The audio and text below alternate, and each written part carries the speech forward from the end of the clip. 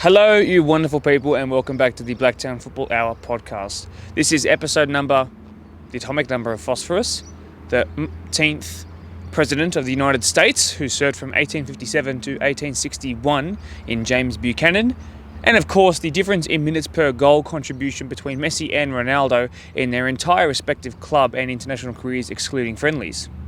Episode number 15 of the Blacktown Football Hour podcast. My name is 𝔼𝕟𝕼𝕣𝕖. Thank you so much for being here, and thank you as ever for watching. Subscribe so that we can get to 1,000 so that I can sprint the entire length of this pitch. Let's try and get there before the end of the financial year. Cue the intro music.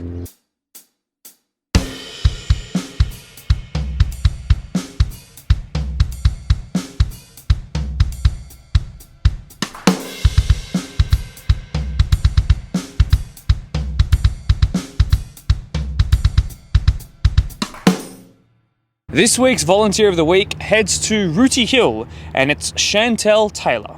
The long-time servant of the club is the one who helps stock the canteen each week, as well as all the supplies for training and game week for the homely little club. She is present each weekend on both days, the first to be there, the last to leave, and is able to answer anyone and everyone's questions from which team is playing where to answering the administrative questions as well. A very familiar face and one who helps make Rooty Hill tick each week. Chantel, from the BDSFA to you, thank you. In this week's episode of the Blacktown Football Hour podcast, our feature guests are from 𝔼𝕟𝕟𝕚𝕼𝕼 FC. They are a 14s Division 2 side who are absolutely flying right now with 9 wins from 9 so far this season.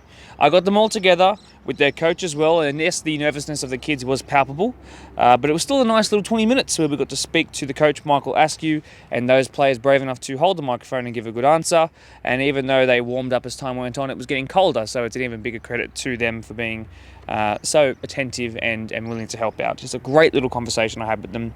For young players and young coaches alike, these guys set the example, and you don't have to be a Division 1 team necessarily to A, feature on the podcast, or B, be an example setter. You don't have to be in that top tier. They're going to make memories that last a long time. This group is a really tight-knit one on and off the pitch, and I hope that we get to see them come grand final week because, in a lot of ways I'm rooting for them, which is great. Before you skip to your section of the video that you want to watch specifically, just wait for 1 second. I actually did a reaction to the episode where I did the European League and Champions League predictions. A warning, I was terrible. And I'm going to make a real fool of myself, so you're going to enjoy it, I promise. So make sure you stick around to the very end of the episode. The second the very last match of the round pre-match segment finishes, we'll go straight into that. But you have to wait to the end, so make sure you stick around until the end of the Football Hour podcast. Right, now let me talk a bit about the pre-match interviews that I did. We go to 𝔼𝕟𝕼𝕼, speaking of 𝔼𝕟𝕼, ahead of their men's Premier League match of the round versus Spurs this week, and while we didn't get a chance to speak to their opposition, I spoke in depth to 4 of the 𝔼𝕟𝕼 boys, asking them about why they've been inconsistent at times this year, and in asking those questions, I think I found the common denominator, by the way, so stick around, man, I'm sure you'll want to see that. The Women's Premier League match of the round is said to be one of the best of the season, if not the best. Parkley, who are in first placed Holroyd here at Blacktown Football Park, and I'm so keen to commentate that game.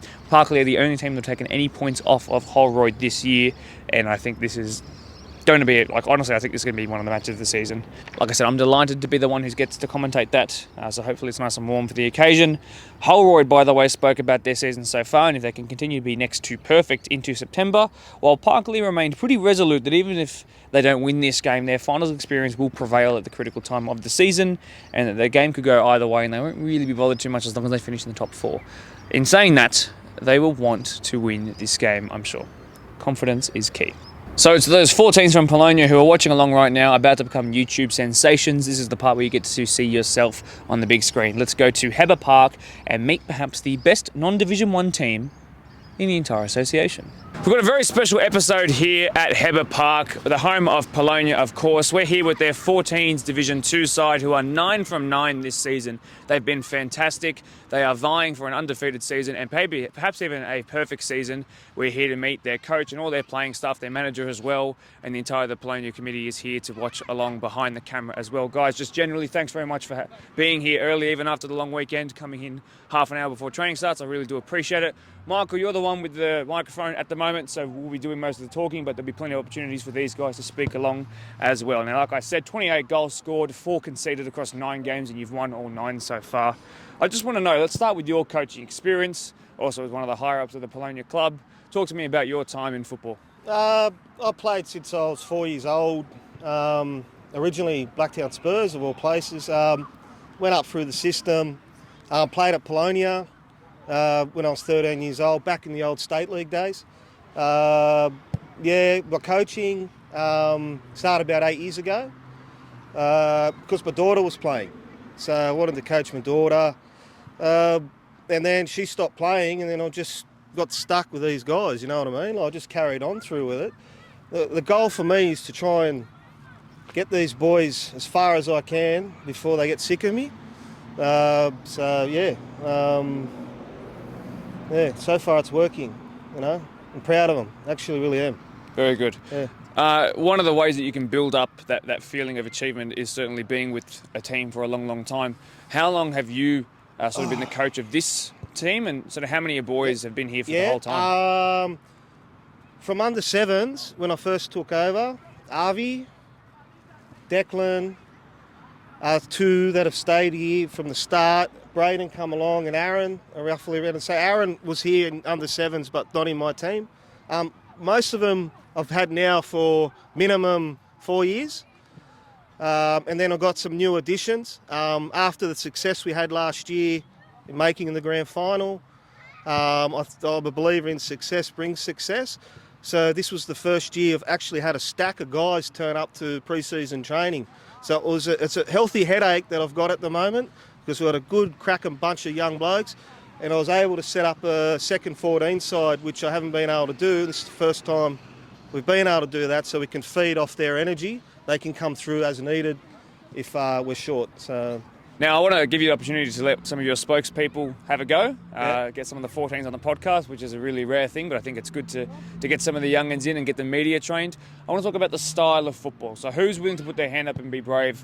What kind of football do you guys like to play? Do you keep it on the ground? Do you tend to go long, a bit route one? I don't mind if you admit that. Do you tend to counter-attack quite a lot? Who's ready to put their hand up? Please, here, you can use mine. We intend to play them in their own half. So you hit, what, like a high press, for example? Yeah. Very good. What was your name, by the way? Dallas. Dallas, nice to meet you. But bearing in mind, don't give away too many tactics. It's a hot competition at the moment. We've got to go to Marion this week. They're third, aren't they? Yes, so they're doing quite well. Yeah. So let's expand on that a little bit more, perhaps, Michael. What's your philosophy? I believe you need a strong midfield for starters, and I think we've got that. From what I've seen through the competition this year, playing everyone, some even twice now, we do have probably the standout midfield. You need a sort of like a diamond-shaped spine, so to speak, and if that's solid, I find everything else seems to work. And the boys have responded really well. We train hard. I think we've earned where we are at the moment, but we can't be complacent either, right? And you know that. So when you've got Mark coming over here saying we're flying high and all that, get out of your heads. You know what I mean? Because this is not, we've got a really big 9 games coming up, really big. There's no point running up the top and then throwing it away at the final hurdle, right? Yeah? Yeah. All right. Sounds like they're very much on your side, Michael, which is good. Even though they definitely nodded with a bit of nervousness there, knowing that they're definitely not off the hook after this. Still plenty of the season left to go. I just want to talk about that midfield. Perhaps are there any ones from the midfield diamond here who would be willing to speak about perhaps what their sort of role is in the team? Captain, do you want to have a go? Time Don't for you be to step up, nervous, Captain. mate. Don't be nervous, right? What's your name again? Braden. Braden, nice to meet you. What's your role in the midfield? CDM. Yep. How do you? Is there a player in the professional world who perhaps you aspire to be like? Nah, not really. Fair enough. Myself. So are you the kind of person who will get the ball off the defence and then sort of pass the ball forward? Are you the one who starts the play? What's your role? After I get the ball, I just pass it up to quickly score. Very good. Easy. That's the simplest thing you can do. Michael, I'll go back to you because this squad's been together for so many years now, and essentially they would have grown up together in a lot of ways, particularly some of the guys who've been here since day dot. Yeah. So I just want to know, what are some of the lessons you think you've been teaching them, not just with the ball at their feet, but like sort of away from football as well? Well, accountability. Yep. I believe that, look, how I train, for instance, if someone makes a mistake, the whole team gets punished for it because it makes them believe in themselves that they can't let their teammates down. Because in critical times in the game, you're tired, your brain's not working, when your legs are tired, up here's not working properly, and we've got to push through that barrier, so to speak. And by doing that, holding everyone accountable, I'm hoping to achieve that. So, Now, just quickly as well, compared to last year, where did you guys finish last year? second. Second. So there has been that commitment to pre-season training this year that you mentioned, and it's been a sort of step up, and now it's showing, which is really good. So I think when you're saying the accountability factor, that's definitely reaping the rewards this year. So is there anyone from the squad particularly who wants to talk about what pre-season was like? Was there a couple of agreed upon I don't know, terms and conditions, like we need to be here 6 weeks before the season starts? How did that go? Anyone who's willing to step up? What was pre-season like? Do you want me to talk? Yes. Abdullah, you want? Could you repeat the question, please?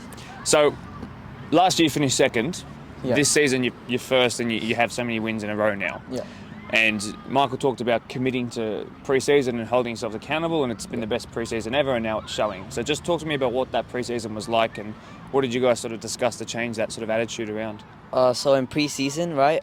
So we first started showing up very early because we knew that there are going to be more players than usual. We had to make a second side. We also, done quite a few training drills, difficult ones as well.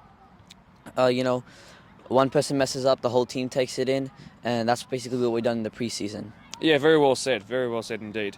Now, I just want to sort of throw this out to anybody generally. What are some of the best moments from years gone by with this squad? So obviously you've been improving all the time. Are there any grand final wins from years gone by? Any sort of late goals from this season that you might be able to talk about? Any moments spring to mind so far? Come on, the free kick, bro. Talk to me about this free kick. What's your name again, sorry? 𝔼𝕟𝕚𝕚. Nice to meet you.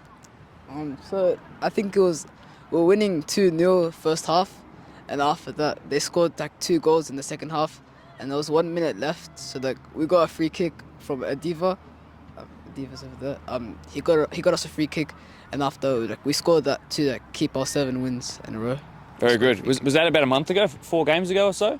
I think I have a question about that a little bit later on. So very good. So I guess you get a little sneak peek there. So now the opportunity to talk about Quakers specifically, right on cue actually. So it'll take a pretty big collapse for you guys to sort of let any other team back in. I don't mean to jinx or anything, but you guys are doing so well, and they are a bit behind you. But the last game between you and them, it finished 3-2, which is the game we've just spoken about here. Yeah. So did it feel like there was that much quality in between you guys on the day, or was that free kick something that you guys deserved? First and foremost, Quakers have a really good side. That day in particular, our midfield, we had 2 players out, 2 playmaking midfielders out through COVID. So we had to have a makeshift midfield that game. We controlled the game pretty well up until the last 15 minutes, and then Quakers just went bang, bang. One was a sloppy error at the back. The second one was a cracking free kick, to be honest. And then you felt the momentum change, the shift. The energy from Quakers picked up, and you can see they were on, and we were ready for the last probably 8 minutes of it was going to go either way. So basically, 𝔼𝕟𝕚𝕼𝕚 got us a free kick outside the box, just over here somewhere. 𝔼𝕟𝕚𝕚 took it. I thought it was going over. Next minute, dipped, and happy days. Yeah. Now, as the wind picks up, I want to try and keep the players warm. So I might go back to the captain just for a second. When you guys, it's the first time you've conceded a lead really by 2 goals all season. So to have that, you can answer this as just a yes or no if you'd like. But do you think that as the captain, you stood up in that moment when you conceded that second goal and it was 2-2, and you said, okay, we can still be in this. We've got 8 minutes to still win it. Was that something that you... He was out with COVID. He was out with COVID. Okay, so who was the stand-in captain on this day? Who stood up? Okay, there we go. I got you answering questions. Sorry, goalkeeper. But are you very vocal from the back? Do you tend to be like that? Yeah, I shout a lot. So even when the goal went in, did you take it upon yourself to sort of to yell out some encouragement, for example? Or did you just yell at your defence? You should have done better next time, maybe. That's fine. Yeah, I did That's that. all good. Sorry. The one thing about Avi, he is very vocal from the back line, and he holds it pretty well. Now, the 4 goals we've had scored against us this year so far, 2 were off set pieces and 1 in general play. I just want to say I'm proud of the back line in general. You've held out really well, and to have him between the sticks at the back is an asset in itself. Yeah, so it's been really good. Now, we need to look forward as much as we do look backwards. So you still have a majority of the second half of the season left to go. You're starting to play teams for the second time already. Is the expectation upon these guys to repeat what they did in the first 9 games and keep going with a perfect 100% win rate, or is it okay for them to make mistakes going forward? What's your sort of foot down on this matter? I've been thinking about this one, but ideally, play to win. I've bred it into them to play to win. And ideally, I'd like to see us go through undefeated, but let's be realistic. Anything can happen. Injuries, illnesses, bad form. You know, you're only as good as your last game. Boys, we speak about this often, right? So we just got to turn up. It's the old cliche, 1 week at a time. But practice, train hard, and play for each other. Keep the ball on the deck. That's the main thing. We play a better style of football when we're passing it around. And we'll just see how we go from there. Still looking forward. Just generally, guys, you just give me a raise of hands or a nod of the head. If Div 1 comes calling next year, do you reckon you'd be willing to go up? Are you guys ready to make that step? Excellent. Good to hear. Have you guys been anywhere near the Div 1 space in years gone by, or have you been up sort of from 4s, 3s, 2s? What's been the go? Basically, this side here is totally different than what I had last year. There's been 7 changes, so that's half the squad. I think they're capable. I think they are. We just got to work on our... at the moment, our strikers are makeshift. They're not out-and-out typical ones, and I'm trying to get someone like Dallas in particular, trying to teach him, show him some of the stuff I've learnt, because that's where I played. And then once we establish that role, I think we'll do really well. But as it stands at the moment, I think we just want to win this competition, and then we'll sort out next year. Because like I said to you at the start, success brings success, and no doubt if we do win this competition, I'll have more players here next year from everywhere, you know? Absolutely, and this podcast is going to make you all celebrities pretty much in Blacktown, so you'll have everyone knocking on your door to join, certainly. Now, the very last question I have is about to those coaches who are watching who are either less experienced than you or perhaps don't have any experience, but it's sort of teetering on that edge of, do I want to take up coaching and spend 3 days of the week sort of focusing on this and every other tactical sort of session that you do to yourself at 9 p.m. at night when you should be sleeping, because I know that's what coaches do. At every level. So to those who are sort of thinking about it and looking at a squad like this who are 9 from 9, who are clearly happy, they're standing here in the cold and behaving so well. So they're clearly a well put together squad. To those coaches who are on that fringe or perhaps less experienced, what's the sort of advice for dealing with for younger kids, as they become young adults? Yeah. What's your go-to advice? First and foremost, as a coach, to have some sort of success, you got to be the first one there, the last one to leave at training and game days. Because you don't do that, you're setting a terrible standard for your team. I've sort of prided myself on that over the years, and you can see by the way they've been responding to me. Also, expectation. Some can do a bicycle kick, some can't. You can't expect everyone to do the same stuff. You have to, as a coach, you've got to pick the places for certain players in the team and work off that. But if you build a power base, a back line, a strong midfield, everyone else sort of starts to work off that. So, very good. Yeah. But most importantly, first there, last to leave. First there, last to leave. Because we see it in years gone by, coaches, parents don't respect it. Players won't respect it. But if you stand there as a beacon of light, you're setting an example for your team, right? You're setting the standard that you want and demand. Now, guys, just generally as the very last question, I can see you guys are basically shivering now, so I'll hurry it up. Will I see you guys come grand final? Is that the expectation? You guys want to be there? Yes, sir. Very good. So Blacktown Football Park, we will certainly see you guys. Thanks very much for your time, guys. I really do appreciate it, especially you, Michael, for taking the bear of pretty much all the weight of the speaking. Really good stuff from you guys as well, and good on you for being brave on short notice. The 14-2s are doing so well, 9 from 9 as it's about to rain here at Hebba, and I think it's been a really good segment and really well spoken, guys. Thank you very much. Thanks, Mark. Thank you very much. Thank you. Well done. Great to meet those guys. I had a ball. Michael Askey's a fantastic speaker, by the way. Like I said, the nervousness was clear to see on camera, but some really insightful answers, and it was good to see a bunch of legends take to the front of the stage. So thanks for braving the cold, guys. I do appreciate it, and for Polonia for being so homely and hospitable. Let's go through some results before we go into the pre-match match of the round segments. First, we'll head to the Women's Premier League. No, we won't, because there was no games this weekend, so only Spartans and AYL to go off. I had you for a second, though. Don't lie. I know I had you for a second. The AYL boys played against Northwest Sydney FA, the 13s winning 4-1, the 14s winning 3-2, the 15s winning 3-1, that's 3 from 3 to start the day. The 16s then lost 3-1 before the 18s lost by the same scoreline.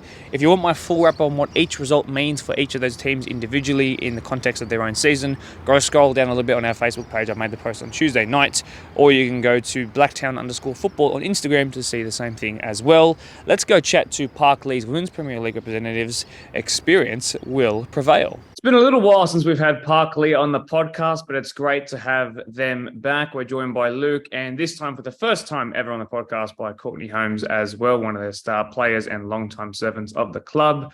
The last time that we saw them was before a match of the round against Norwest, where they kind of put a stop to their sort of flying resurgence in form. 2 goals inside the first 20 minutes, if you guys do remember. Luke, first of all, thanks very much for joining us here. Courtney, you too as well. Do you feel like that game was won within the first 20 minutes? Was there really much more of a competition after that? Well, that's where the game was won, in the first 20 minutes. Started strong, which is sort of, we're a little bit slow in starting against other teams. And that's sort of what set the platform. After the first 20, that's when Norwest actually started to settle, and defensively they got a lot better, which was, stopping our attack. Even after the 2 goals, we had many more opportunities, but just, like I said, their defence turned up and stopped quite a few of the goals going in the back of the net. Yep. And 2 really good goals as well. A wicked free kick that was a goal of the week contender. That was the second one. And then, of course, Miss Golden Boot doing what she does so often. So it was a really good game, and it was good to go back and watch little bits of it before I got onto this. Now, since then, we've really had 3 breakaway teams, 1 from each association. You would have been undefeated had it not been for a loss to Winston Hills. I'm going to assume that you were both there on that day. Would I be correct in saying that? Yeah, we were there. Well, watch that. Well, I will go to Courtney for this one. Again, welcome to the podcast, by the way. So that was the Sunday of Female Football Week. I've heard that they had packed out their home ground. They had a lot of people there, so it was probably a bit of a different atmosphere, and certainly in orange and black colours. Does that result come as a bit of a shock to you guys? It was a bit of a shock, but it was probably our worst game in like 4 years. Nobody turned up to play, but yeah, there were a lot of people watching. That didn't really play a factor though. We've had that before with crowds. We just didn't turn up. Yep. Was there any personnel issues or just a strange one-off blip outlier sort of thing? No, I actually think everybody was there bar the 2 injured players. We just had an off day. Yeah. Luke, from that perspective, were you pulling out your hair at that point? I sure did, and I obviously had a few words to say to him half-time and even after the game. Like I said, it's disappointing. We've always stuck out to be a dominant team. We went out there, I think we got lazy, thinking that we were playing a lower team. Mentality wasn't there. The big crowd, I think they scored in the first 2 minutes of the game, and mentally that just got in their heads. So pulling my hair out was pretty accurate. Yeah, I know how much of a passionate footballing person you are. A lot of long time back in the BDSFA, of course. So I'm not surprised that was you on the sideline. Now, in order to look forward, I need to also look back in order to talk about the future. So it was only last season when Holroyd finished above you in the All-Age Women's 1 table. You know, before it was yourselves versus 𝔼𝕟𝕚𝕖 behind me in the grand final at BFP. You had to actually beat Holroyd 2-0 to get into that grand final. So you've got pretty fond memories of playing against them. Obviously, 9 consecutive grand finals in a row. So you guys are very experienced at the pointy end of the season. But yes, going back to what I just said, fond memories against Holroyd, I would say. They are fond memories. They're good memories. It's something that we try not to dwell on too much. Just at the start of the year, new season, new comp. Can't always go back on the past. But look, even with the draw as well, I know we had the draw against them. Still, it's just something else we just got to work on for the back end of the season. Now let's look at this season in terms of the only game where Holroyd have dropped points this season. It was that 2-2 draw with you guys, very first game of the season, round 1. Now, interestingly, we're back to the start of the draw, so we're starting to play everyone again. Courtney, can you tell me a little bit more about that round 1 game, if you can cast your mind back? You know, who sort of had the lead in that one? Who scored the final goal of the game? What was the momentum like? Just things around that. They scored first, and then we scored, I think, just before halftime. Then just after halftime, we scored again, and they didn't score until the very end of the game. But it was like a mud pit, and just at the end of the game, everybody's fitness started to disappear. But yeah, it was close. It was just very muddy and hard to play. Yep. And so just going from that, Luke, I know that there's been so many games that are decided in the very dying moments and dying embers of the game. We've seen it on Match of the Rounds all year. There have been some very late equalisers, winners, and games lost. Was that, now looking back on that, then is that actually a point gained in that one, considering how good Holroyd are, or did you still see that as 3 points not got? Yeah, look, I know it was a draw, but I still, like you said, I actually see that as a loss. So we had them. I think they scored in the last 2 minutes of the game, which, you know, a coach said before, it's an absolute coach killer. You've slugged your guts out. It just happens. You just let one slip. So look, it's a draw. We'll take it, but at the end of the day, I feel that we should have won. But like I said, when you let slip, it's anyone's ball game. Let's combine what you learned from that round 1 game with Holroyd's other match of the round game. Now, maybe you've had a bit of a hindrance because you've had 2, so they've got to watch you twice, 2 different lineups, for example, different ways that you guys have been able to score goals. So they've only had the 1. So I guess that's slightly more advantageous on their side. What have you learned about them from both watching them and playing against them so far? Pretty much what I've picked up is they are like a very physical team. I've noticed you stand your ground and you sort of stand up to physicality, you're going to get results. It's not to say they do play the ball around the field. It's just you just got to man up, be tough, and then, you know, get the results. Yeah, and being out there on the field, are there any matchups that you remember, Courtney, from the game against them in round 1? Sort of any moments where you thought, yeah, we've really got the better of them here, or perhaps, yeah, maybe we need to improve here next time? No, not really. We probably just, obviously we have worked on our fitness since then, but that was probably the only thing that let us down. Yeah, I know that they spoke pretty well about how quick they'd started their preseason, how early they had gone into it. So I would imagine the people's fitness have generally catched up since then. Just finally, just to sort of talk about, you know, what happens if one result goes your way, if it doesn't. Let's say you guys do pick up 3 points, you dish out their first loss of the season. It's back to the drawing board in some ways for them, and for you guys, it's a kick, you know, right in the right direction. So let me just put it to you guys. I'll ask you both. I'll stay with Courtney first. If you guys win, do you firmly believe that the title race is back on? Because right now it's looking a little far-fetched, but it's a 6-pointer and a really important one.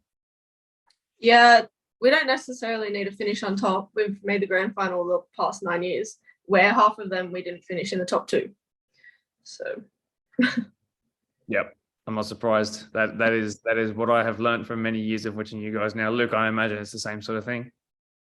It is, mate. Like, make the top 4. It's finals football. Finals football is different football. Yes, obviously you step it up. You can finish 4th, which I know we've done before, and we've gone through to win. Doesn't matter if it's males, females, top 4, it's a different style of football. So, look, to take the title out would be nice, to come in minor premiers. You never know if we do knock them off. You don't know if there'll be, another team that then boosts confidence to sort of like push through. If it's a draw, it's a draw. If it's a loss, then I'll make sure I get back to the drawing board for the next game. Yep, absolutely. By the way, we have the exact same washing machine. That sound is all too familiar. So that's a fantastic way to wrap up the podcast. It even gave us a little jingle to go with it as well. So Parkley, ever the experienced side who peak at the right time of the season and don't take their lax approach to perhaps this one game in particular. I know they'll be gunning to win. They do like to have bragging rights from what I have picked up across the years. And even though they might not find their best form just yet, they're always building towards it. And experience does tend to prevail. They are perennial overachievers in the finals. So guys, just thanks generally very much for joining us. I do appreciate it. And Courtney, great to have you on for the first time as well. Luke, this is your umpteenth time here. So it's great to have a familiar face. I will see you come Sunday. See you then, mate. Thanks. Welcome back. Will experience prevail? With the 18s winning 9-0, the reserve grade winning 5-2, but the first grade losing 3-0 to Bankstown City, it was a decent day out for our women on the club championship ladder. 3 set pieces in first grade came to our demise, and it will be a talking point for training this week, that's for sure. I want to hear what Holroyd have said. I hope you do too. Holroyd coming right up. We had to wait a little while before we saw Holroyd Rangers on a WPL pre-match of the round podcast segment, but we've had them in quick succession now in the last couple of weeks. Danny, Louise, and for the first time, Charmaine have joined us on the podcast, and I think it's fantastic. They have the best background set up. They're all kitted out. So they've even brought a microphone along as well. So not only are they top of the table, but they are top of the table in terms of their aesthetic appearance on the podcast. Guys, just generally, thanks very much for joining us tonight. Thank you. Thanks for having us. Let's get straight into the questions. We will talk about all things happening for the rest of the season, the upcoming match of the round, but we'll also look back on what a great season has been so far in the most recent match of the round that you guys featured on. So like I said, it's not been too much time, and I do, Stella, I spoke to you, and I do appreciate you guys doing the graveyard shift and being here this late. But it's, look, you guys have been in stellar form. You're still undefeated. You've been 6 wins from 6 since the first game of the season, if you count that as the 7th being a draw. You barely concede any goals. You won in the match of the round as well. And you had Kellyville, who are the ones, just below you, come here and call you the toughest opponent. I'm not sure if you guys saw that, but they have some pretty high praise for you. So you're 7 points clear, Danny. And is it party time in Holroyd, yes or no? Short answer, no. I would never say that it's party time. We're only halfway through the season, so we definitely still have a lot of work to do. But are we excited? Of course, we're definitely excited about what's to come. We're excited about what we've achieved so far, and hopefully that will carry on. Very good. Is there any hints of a bit of taking the foot off the gas coming in at all at training, or has it still been business as usual from all the players? Have they been professional about it? Definitely professional. Yeah. Look, the last maybe month and a bit have been very disrupted because of cup games and so on, and rescheduled games.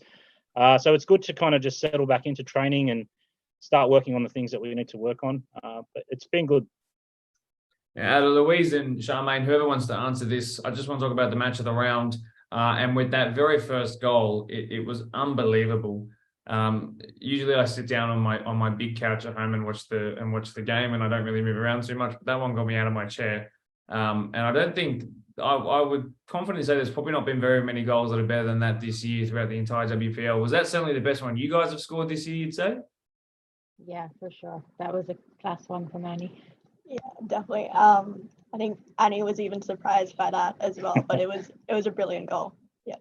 Really good. I thought the second goal was taken really well to go around the keeper. You identified a gap, you pierced straight through it. So I think it was really good. Let's just stick with that game just a little bit more, and I might throw back to Danny for a second, but maybe you would have hoped for more goals scored considering where they might have been on the table, but they've been pretty defensively solid, as we talked about in the pre-match leading up to that as well. So I think, a goal in each half, you didn't really take your foot off the gas too much. Would you sort of agree with that? Definitely. Look, as an overall performance, I was extremely happy with the girls. It's probably one of our better performances in terms of, I said this last time in the interview, that we want a full 90-minute performance, and I think that was one of them. Yes, a little bit unlucky not to put a few more goals away, but absolute credit to the 𝔼𝕟𝕣𝕖 goalkeeper. She was outstanding, and she definitely was the difference between a bigger scoreline. Yeah, absolutely. This weekend's against Parklea, and I'd just like to say, from just to go a bit sort of colloquial off script, I'm delighted that I'm the one who gets to commentate this game. I'm so happy because I think it's got all the fingers pointing towards it being the match of the season. And I think from your perspective, if you guys win this and you sort of amend the fact that this was the only team that took any points off you so far this year in the first half of the draw, I think it gives you all the confidence to go. And for Parklea, it's about staying in the title race. So in a lot of ways, this is a hugely important 6-pointer. So perhaps I just sort of want to hear from you guys. Yes, you guys drew 2-2 last time. Can you sort of fill me in on that match? I want to get a sort of coaches and players perspective on it, but since you're holding the mic, Danny, we'll stay with you. Who was the better side on that day, do you think? Look, I'd say it was a very evenly... it was a very even match. We both had our chances. We fell behind and had to actually equalise later on in the game. But look, both teams had their chances. Parklea are definitely a strong opposition. They have been, every time we've played them, even last year. They were one of our, most feared teams, I suppose. This year, I feel maybe we may have the edge on them slightly if we're at full strength. But they're definitely a team to be respected, and they're definitely going to be at the top. Yeah, absolutely. Did you two both play in that very first game against? It was the very first match of the season. Yeah, we will finish it. Yeah. So what did you sort of know? Was there a third of the pitch, perhaps attack, midfield, and defence, that really sort of stood out for you guys? What was the sort of key battles out there? What can you cast your mind back? Do you remember? Okay, there you go. Yeah, it was a bit far back to remember, but I know playing in the midfield, they definitely had a strong midfield trio there. A lot of good challenges, but we were able to hold our own. I think being the first game of the season, especially for us being relatively new team to each other, we were just sort of figuring out our dynamics. But as the season's progressed, I think we've gotten stronger. So it should be a good game coming this weekend. Yeah, Charmaine, you and I spoke about that on Media Day, if you remember, many moons ago. And you spoke really well about realistic expectations. And I think, saying top 4 and things like that was pretty standard, but you guys have succeeded past that so far. And if you maintain what you're doing, you will achieve that top spot. And like I said, you spoke really well that day. And is it good to know that what you sort of set out at the start of the season in front of the camera is something that you guys have not only achieved but smashed through since then? Yeah, it's great. I mean, coming into the club, I had really open expectations. I didn't know. A really open mindset. I didn't know what to expect. But everyone's been really great, and it's been a really good environment to play in, and that's when the best football comes out.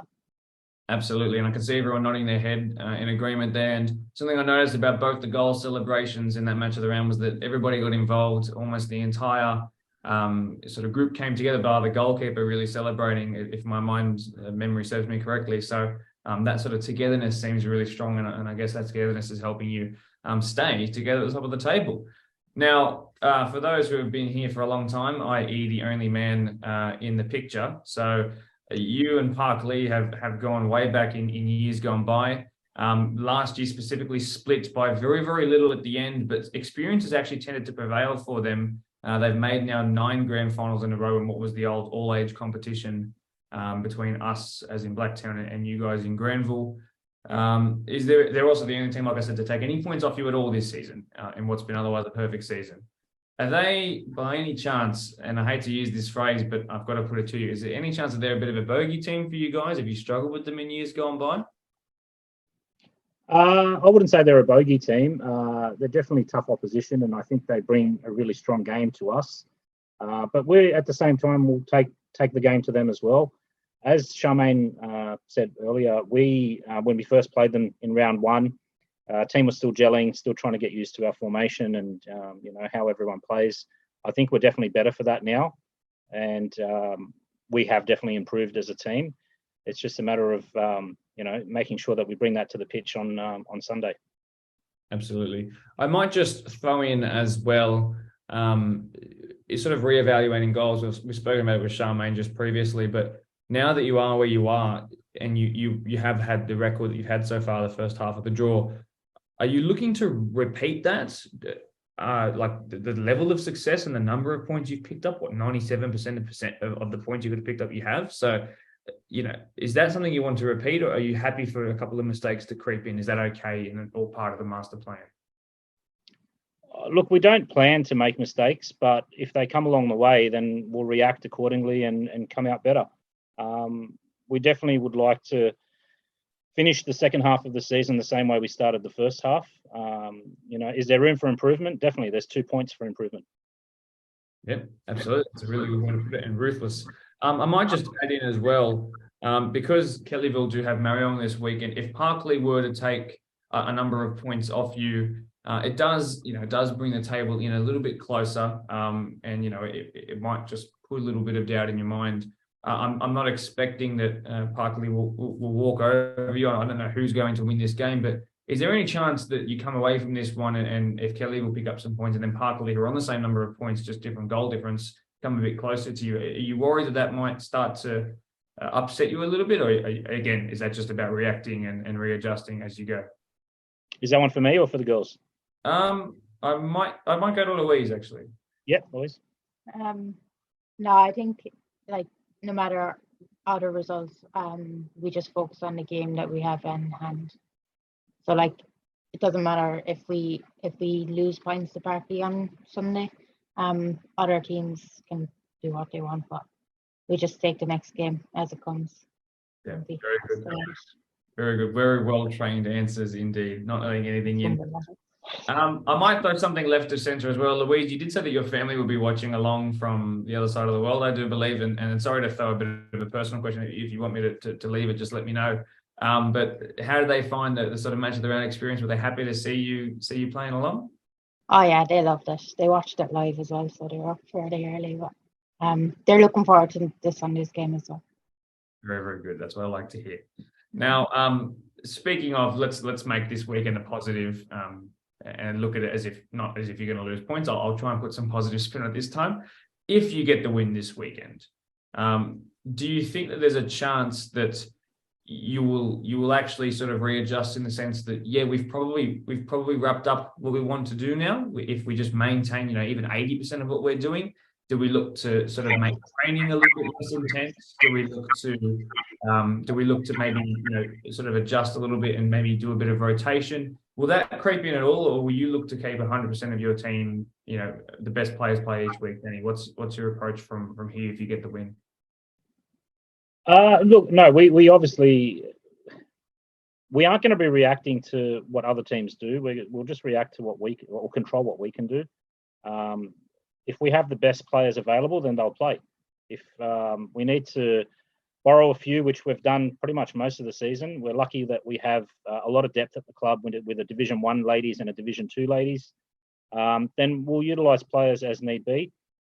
We have before, and if we need to, we'll do that again. But definitely, the best available players will be lining up no matter what the table looks like. Good. We want to see you guys putting your foot on the gas all the way through to the end of the season and into finals. That's what I really like to hear. And again, it goes back to that ruthlessness that we've already spoken about. Charmaine, I might just throw your way. I might get it from each person left to right across the screen. Just a prediction on what this game might give you. Are you predicting a certain scoreline, or perhaps do you want to get a goal? What's your objective out of this game? What do you think the score will be?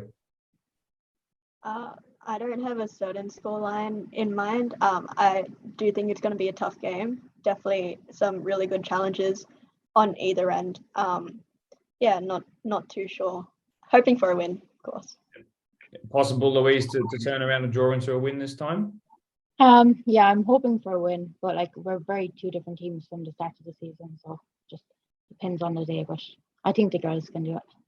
Yeah, and Danny, what are you willing to sort of reveal about what you might change this time compared to when you first played them? We won't really change too much. We didn't play too badly in that first game, but as I said, now we've gelled a little bit more as a team. So the things that we were doing in that first game, I think we're just doing better now. And we'll approach the game in the same manner and hopefully come away with 3 points. That's the aim every game.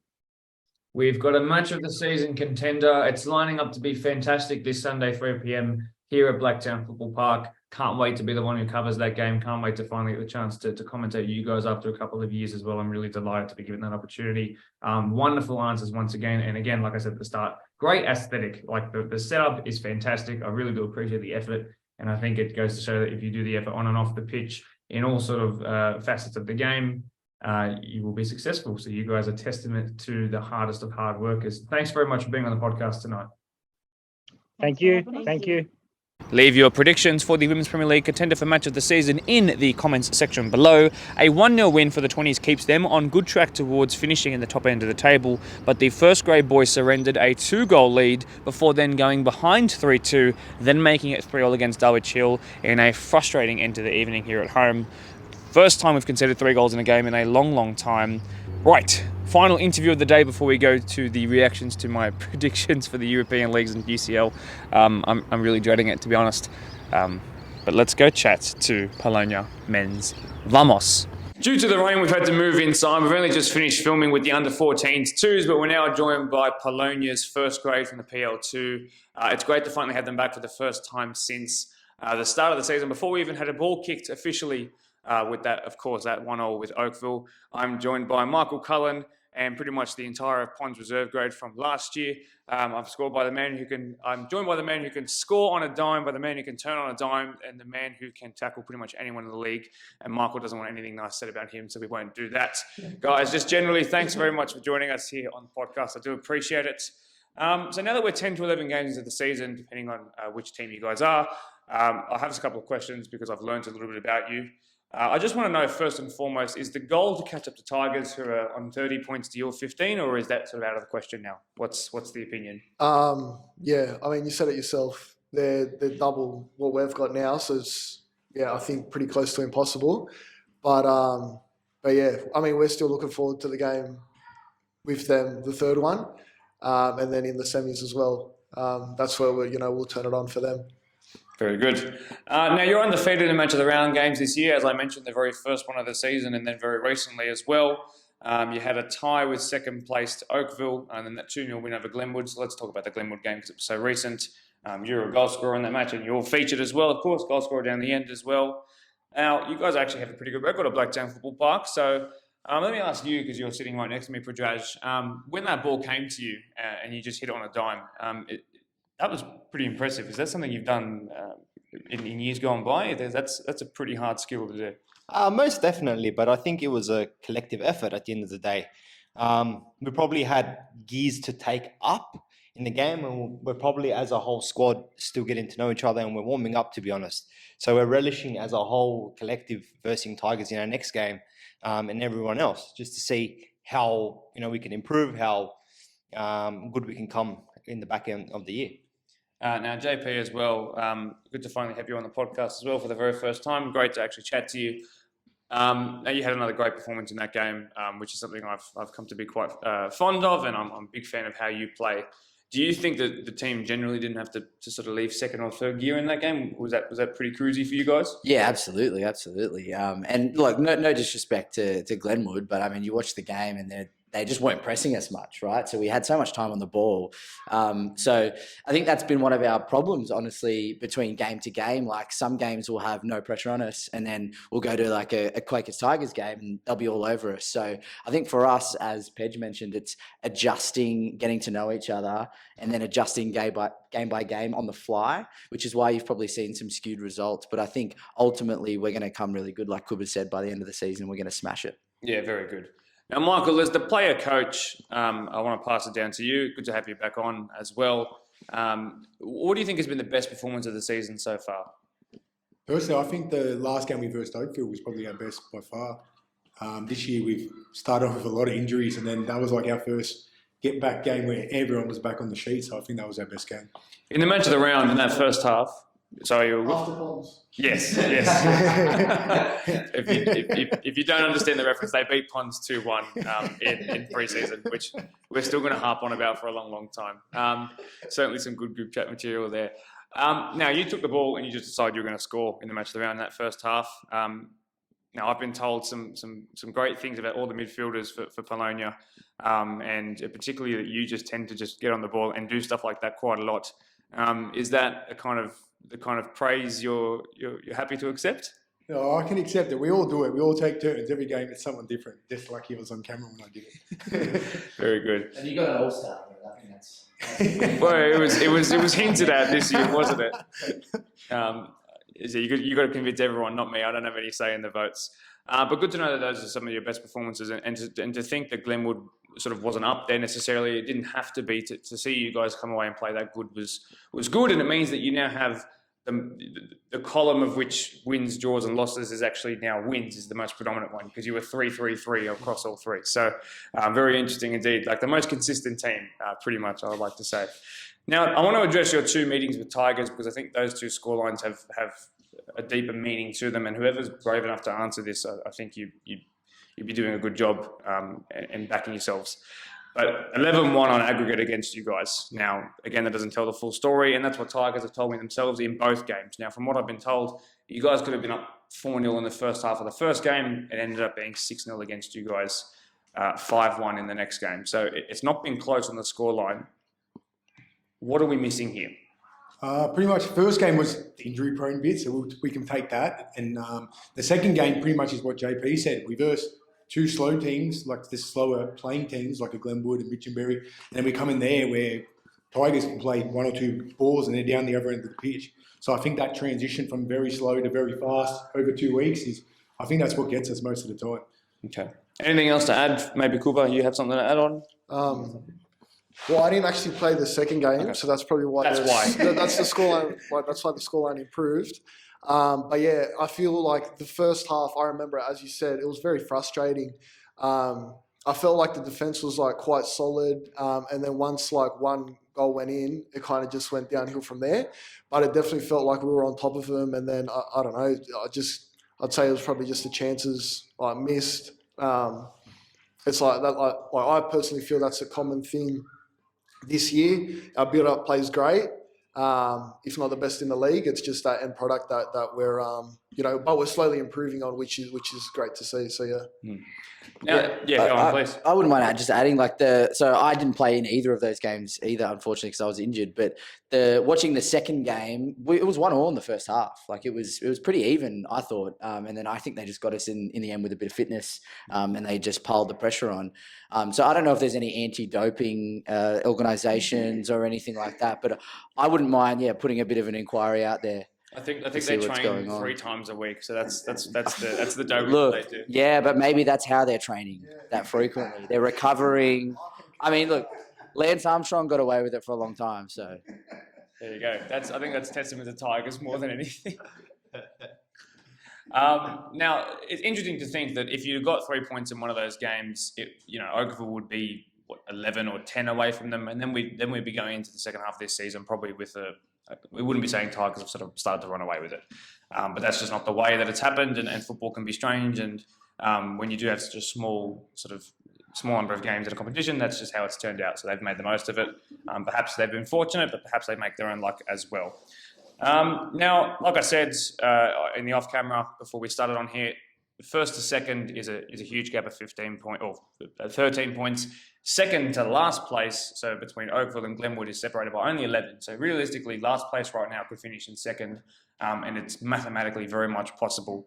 And I think that's very, very interesting. So for you guys sitting now in third, it's looking pretty solid if you keep your form going on the way it has been all season. But what are the goals from now until the end of the season? Is it to finish in second? Is it to just finish in top 4 generally? Is it to stay uninjured?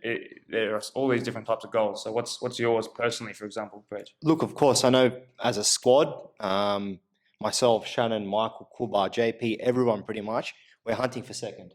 Anything else is probably a disappointment for us because we're all hungry to succeed and win. That's why we're here at the end of the day, right? So I can definitely say we're hunting for Tigers. Next game, semi-finals, whatever it may be, we're hunting. We're out to get revenge. Let's make that clear, and I hope our last match of the round was a statement to the whole league and to them. Yep, I think it definitely was, especially with some individual brilliance from you. Hey, now I want to talk about, I want to look forward rather than backward. for the rest of this segment, and that is just about the game that you have this weekend, of course, which is the match of the round. It'll be 7 p.m. at Blacktown Football Park on Saturday night, of course. Now, you've already played up against Blacktown Premier Spurs once, and that scoreline, even though you guys were at home, very much didn't go your way. So Spurs were really riding a high wave at that time, and it's sort of been a bit of a come down since then. But 3-0 against you guys. What on earth happened that went so wrong? I'll put my hand up for that one.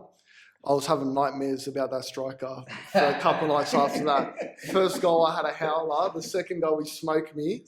And I think after that game, Michael put me into the mid. So I think, I don't know what the plan is for this weekend, but Michael put me in the mid, man. But yeah, I think that was the main problem. I remember their striker being dangerous. But once again, similar game to Quakers, in my opinion, that we started on top and then just, a mistake from the back, and then it goes downhill from there. Michael, do you think that 3-0 scoreline is as simple as saying that Cooper got shafted 3 times, or like Twice.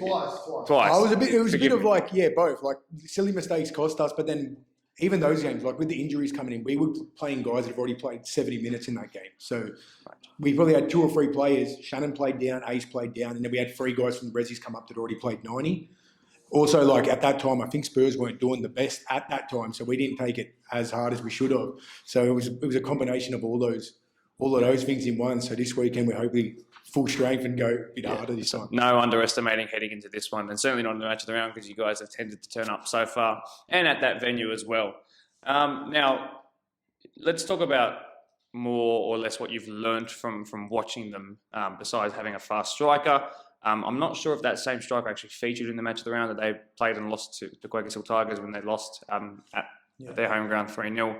Now, if you haven't watched it, just don't put your hand up to answer. But for those who did tune in, perhaps, or at least look at the goals, what did you sort of take from that game, or even just from what you had last game when you first played them? What have you sort of learnt about them, and how will you look to rectify that this time?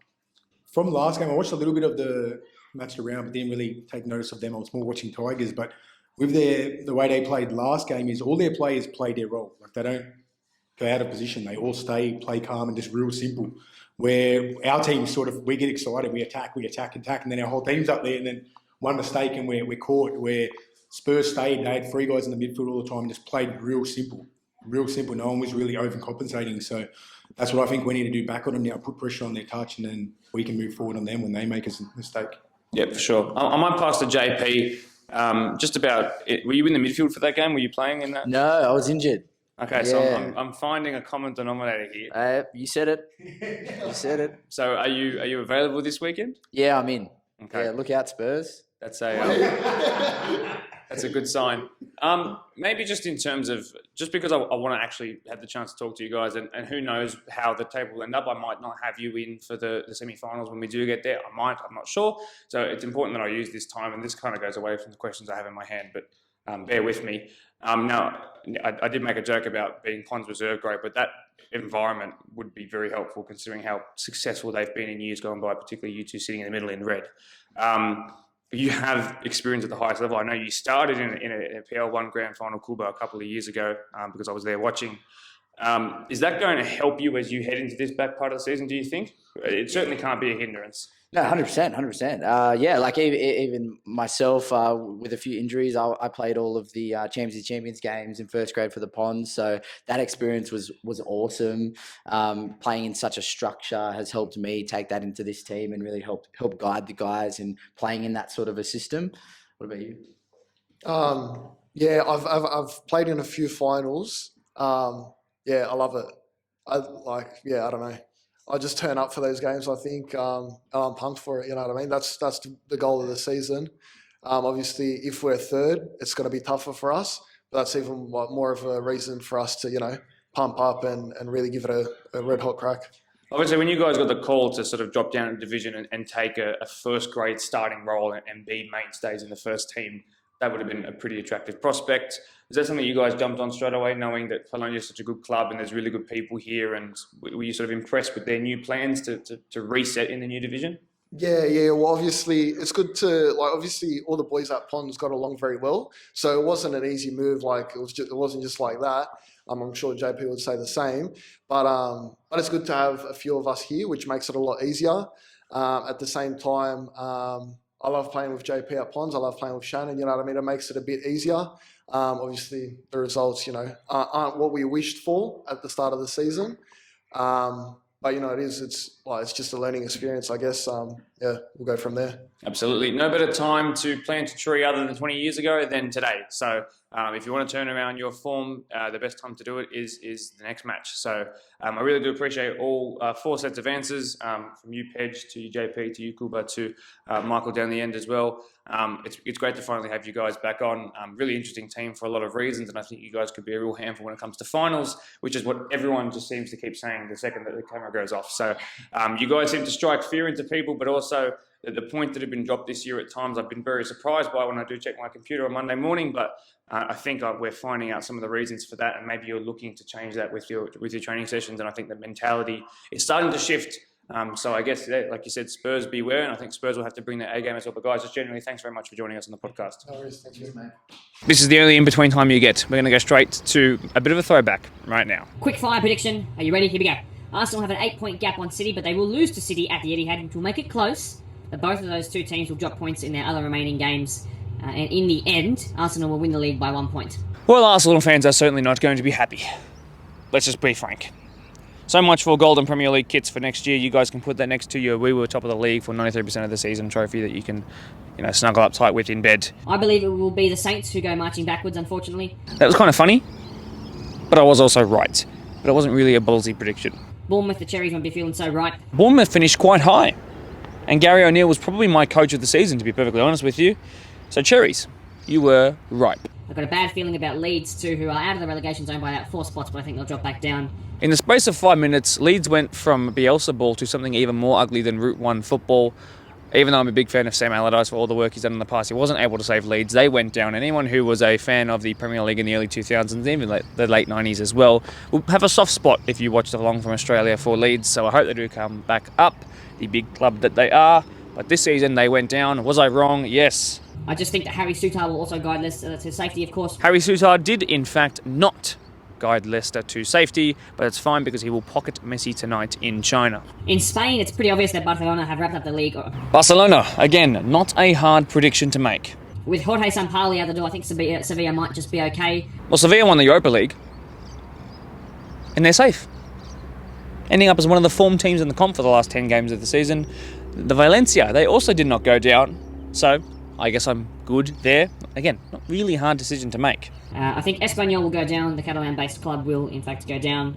They have the equal third worst defence in the league, and the only two teams who have worse defences are the teams in second last and last, and it's 𝔼𝕟𝕣𝕖 and Elche. It's not really much of a prediction, was it? Considering the teams that they were playing. Oh well. Go read, by the way, up on 𝔼𝕟𝕼𝕼's end of the season. It was fantastic. They survived come the final whistle, having been in the relegation zone for such a long time. It ended up being Valladolid, Espanyol and Elche to go down. What a team Napoli are. I have such a great feeling around Napoli. They're way ahead now. They're into the 71 point apart already. They're going to potentially even get 100 points. Who knows? What a fantastic team. Congrats on your first Serie A title since Maradona was there. Again, these are not hard predictions to make. Juventus will end up winning the Europa League, by the way, over Manchester United. No. And despite a 15-point deduction in the league, they'll end up in the Champions League again somehow. So No.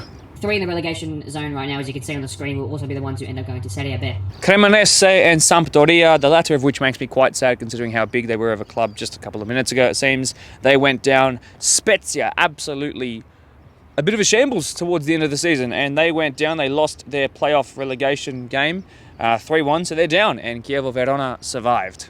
Into France, I want Marseille to win Ligue 1, but They didn't. with PSG out of all of their domestic and European cups, that being the Champions League and the French Cup, they've only got the league to focus on, and I just think PSG will win. I also think they're a better team without one of their attacking front three in the team, because it means they have more hard runners in midfield, so Messi and Mbappe will be able to really push them on, and they'll eventually breeze past Marseille in second place. You know what, I am right about them tactically, but again, not a hard prediction to make. If you have the chance to watch, by the way, Lens, as in Lens, I can't wait to potentially see them in the Champions League next year. Don't worry, because you will be seeing Lens for the first time in the UCL for the first time in 20 years. Great for their fans up there. The celebrations were magical to watch. And also keep an eye on Troy, who are in a relegation battle, but they're led by, of course, the Australian Patrick 𝔼𝕟𝕣𝕖. The less said about that, the better. The good thing is Patrick 𝔼𝕼𝕣𝕼 was signed on a long-term deal, so that it's a long-term project. I think they're already secure with what their relegation, forecast was. So they'll be back. Don't worry. Real Madrid versus Chelsea. Real Madrid. Man City versus Bayern. Man City. Napoli Milan. Napoli. Benfica Internazionale. Benfica. Real Madrid versus Man City. Man City. And sorry to give some background, but I think this is why Man City will lose the league, because they're going to go through to the Champions League final. So they'll beat Real Madrid. And then you've got Napoli versus Benfica. I think this will be closer than people realise. Napoli.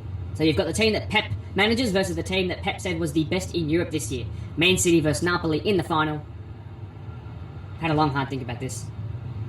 I still might change my mind. No, I'm not going to. I'm going to stick with it. The fairy tale will live on. Napoli is going to win the league and the UCL. Shut up. I think this year they're going to take out the league and the UCL. And Please, shut up. To make it even better, I then forgot about the Bundesliga, waited till the next episode, then I went over to talk about the German league, and I'm only going to show you the first 5 seconds because it gets even worse than the Napoli prediction. Here's my quick predictions in 10 seconds. Dortmund's going to win. Dortmund, seriously? Well, remind me never to make predictions ever again based on anything. Do not buy my lottery advice if I ever give it to you, and don't ever try and tell me that I'm a fortune teller, because I'm not. Thank you so much, though, for those who have made it to this point in the episode, for watching episode 15 of the Blacktown Football Hour podcast. Do make sure that you like, and every like that you give me will be one correct prediction heading into next year. So do leave a ton of likes, because maybe I'll get 100% right. I certainly won't be. Subscribe if you are new around here. We are so close to 1,000 subscribers, and I really would appreciate if you could help us get there. Just press that big red button in the bottom left of your screen or on your phone. And until then, thank you to 𝔼𝕟𝕣𝕖 Taylor for being the volunteer of the week, and to all of our volunteers for being so amazing each and every single week. Ciao. Oh, cue the outro music.